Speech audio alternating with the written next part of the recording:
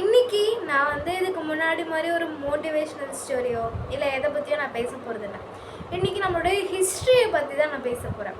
ஹிஸ்ட்ரியா அப்படின்னு ஹிஸ்ட்ரி நீ பேச போகிற அப்படின்னு சொல்லிட்டு நீங்கள் எல்லாம் கேட்கலாம். நான் என்ன ஹிஸ்ட்ரி பேச போகிறேன்னா மனுநீதி சோழன் பற்றி பேச போகிறேன். மனுநீதி சோழனை பற்றி உங்களில் நிறைய பேர் தெரிஞ்சிருக்கும்னு நினைக்கிறேன். ஆனால் இந்த கதை ஃபுல்லாக நிறைய பேருக்கு தெரியாது. ஸோ நான் இதை ஒரு ஒரு நீதி கதை, இது ரொம்பவே ஒரு இன்ட்ரெஸ்டிங்கான கதையாக இருக்கும். இது உங்ககிட்ட சொல்கிறதுல எனக்கு ரொம்ப சந்தோஷம். மனுநீதி சோழன் அப்படின்னு சொல்லிட்டு சோழர்கள் காலத்தில் ஒரு மன்னர் இருந்தார்.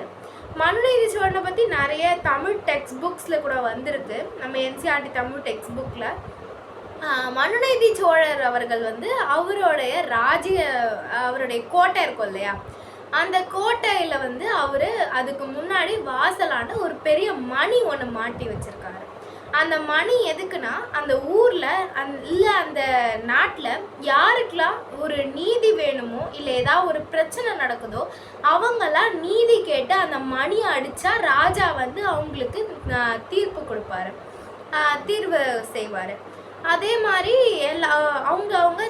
அவங்களுக்கு பிரச்சனை வந்தால் அந்த மணி அடிப்பாங்க. ராஜா அந்த குற்றத்தை விசாரித்து அதுக்கேற்ற மாதிரி யாருக்கு தண்டனை கொடுக்கணுமோ கொடுப்பாரு, யாருக்கு நீதி வழங்கணுமோ வழங்குவார். அந்த மாதிரி ஒரு நாள் ரொம்ப அதிசயமாக ஒரு மாடு, ஒரு அடிப்பட்ட நிலையில் இருக்கக்கூடிய ஒரு மாடு அந்த மணி அடிக்குது.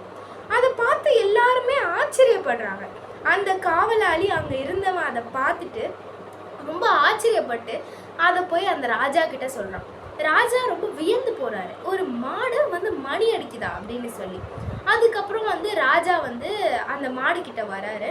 மாடுக்கிட்ட வந்தால் அவங்க அந்த மாடு மாடால் பேச முடியாது இல்லையா, ஆனால் அது ரொம்ப முடியாத நிலைமையில் ரொம்ப பாவமாக மூஞ்சி வச்சுக்கிட்டு இருக்கிறத பார்த்து அது கண்டிப்பாக ஏதோ ஒரு பிரச்சனை இருக்குது, நம்ம அதை தீர்த்து வச்சே ஆகணும் அப்படின்னு சொல்லிட்டு ராஜா முடிவு பண்ணுறாரு.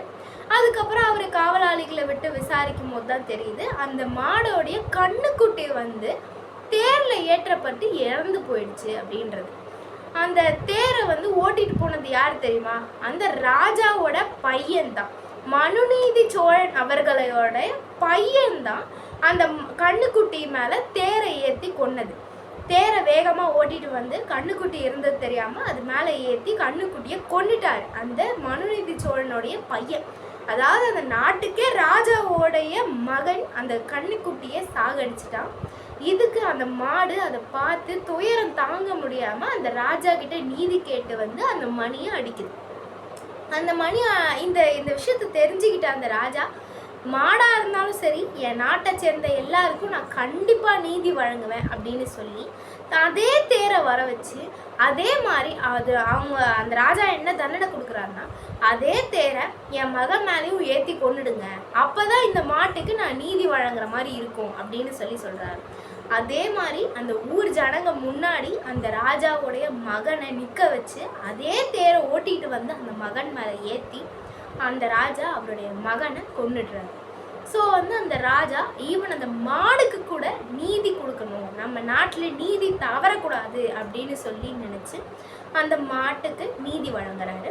ஸோ இதில் நம்மளுக்கு என்ன தெரியுதுன்னா, நம்ம எல்லாத்துலேயும் ஈக்குவலாக இருக்கணும்.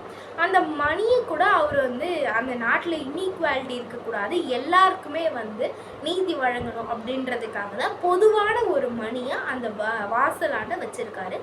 யாருக்கெல்லாம் அந்த நீதி தேவைப்படுதோ அவங்கெல்லாம் அந்த மணியை அடிப்பாங்க. அதே மாதிரி ரொம்ப அதிசயமாக இந்த மாடு அந்த மணியை அடித்து இந்த மாதிரி ஒரு சம்பவம் நடக்குது. இதை நிறைய நீதி கதைகளில் நம்ம நாட்டில் இன்க்ளூட் பண்ணுறாங்க. இது ரொம்பவே ஒரு நல்ல கதையாக இருக்குது. இந்த கதையிலேருந்து நம்மளுக்கு என்ன தெரியுது, நம்ம நீதி தவறக்கூடாது, நம்ம யாராக இருந்தாலும் அவங்களுக்கு சரியான நீதியை வழங்கணும் அப்படின்றது தெரிய வருது. ஸோ இந்த கதையிலேருந்து உங்களுக்கு ஒரு நல்ல கருத்து தெரிஞ்சிருக்கும் அப்படின்னு சொல்லி நான் நம்புகிறேன். இது நம்ம ஹிஸ்ட்ரியில் உண்மையாக நடந்த ஒரு கதை, இதை பொய் கதை கிடையாது. ஸோ இந்த கதை உங்களுக்கு பிடிச்சிருக்கும்னு நான் நம்புகிறேன். ஸோ ரொம்ப நன்றி. என்னோடய சேனலை லைக் பண்ணுங்கள், ஷேர் பண்ணுங்கள், கமெண்ட் பண்ணுங்கள், சப்ஸ்கிரைப் பண்ணுங்கள். தேங்க்யூ.